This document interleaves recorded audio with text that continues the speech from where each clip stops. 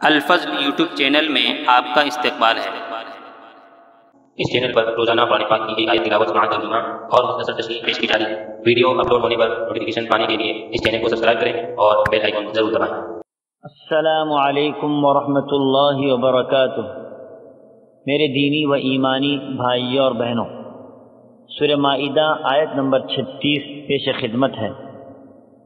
اعوذ باللہ من الشیطان الرجیم۔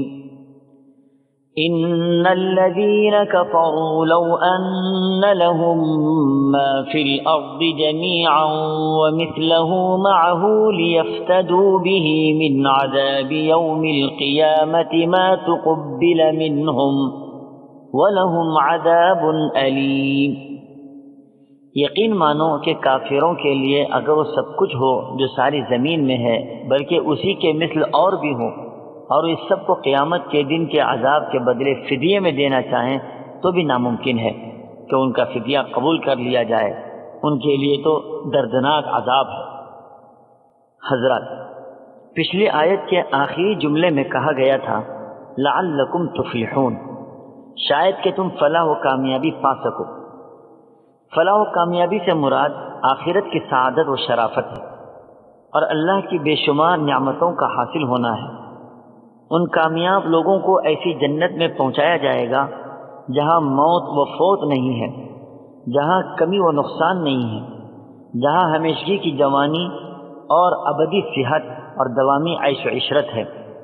نیک اعمال کے نتائج اور فلاح و بہبودی کا مقام و مرتبہ بتلانے کے بعد اپنے دشمنوں کا برا انجام اس آیت میں بتلایا گیا۔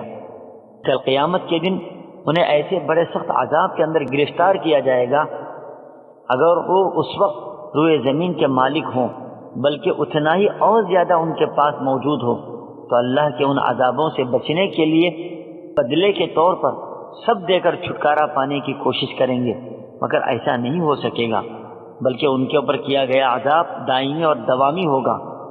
حدیث پاک میں آتا ہے ایک جہنمی کو جہنم سے نکال کر اللہ کی بارگاہ میں پیش کیا جائے گا۔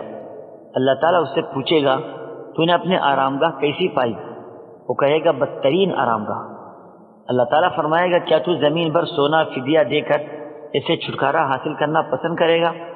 وہ کہے گا ہاں۔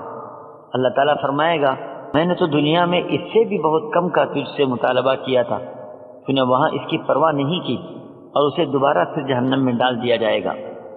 الغرض جن لوگوں نے خدا سے روگردانی کی وہ آخرت میں اگر روئے زمین کے سارے خزانے بلکہ اس سے بھی زائد خرچ کر ڈالیں گے اور فدیہ دے کر عذاب الہی سے چھوٹنا چاہیں گے تو یہ ممکن نہ ہوگا۔ وہاں کی کامیابی صرف تقویٰ ہے، اللہ کا قرب حاصل کرنے والے اعمال ہیں اور جہاد فی سبیل اللہ ہے۔ اللہ ہم سبوں کو ایسے اعمال کی توفیق عطا فرمائے جس سے جنت حاصل ہو اور اللہ کی رضا و خوشنودی نصیب ہو۔ آمین۔ وآخر دعوانا ان الحمد للہ رب العالمین۔